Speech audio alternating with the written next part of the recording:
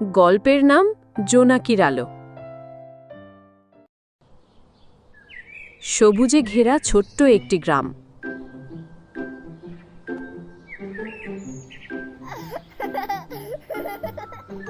দিনভর খেলাধুলায় মেতে থাকে বাচ্চারা, কিন্তু রাত নামলেই চারপাশ ভরে যায় অন্ধকারে। সেই গ্রামেই থাকে এক ছোট্ট মেয়ে, রিয়া। রিয়ার একটা সমস্যা ছিল, সে খুব অন্ধকারে ভয় পেত। প্রতিদিন রাত হলে সে ঘুমাতে পারত না ভয়ে। রিয়া ভয়ে কাঁপা গলায় বলে, আরে ঘরে তো অন্ধকার কেন? আমার একদম ভালো লাগছে না। একদিন রাতে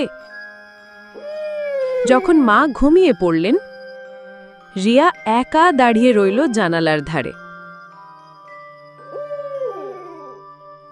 চারপাশে কেবল অন্ধকার।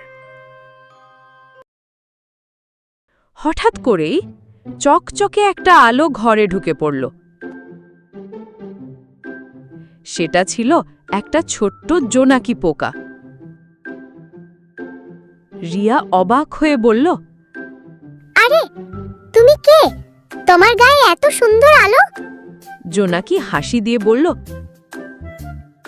আমি জোনাকি, আমি ছোট্ট, কিন্তু আমার আলো দিয়ে অন্ধকার দূর করতে পারি। ভয় পেও না রিয়া, আমি তোমার বন্ধু।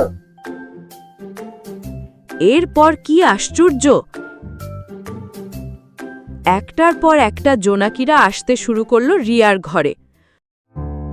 পুরো ঘর ভরে গেল নরম সোনালি আলোয়।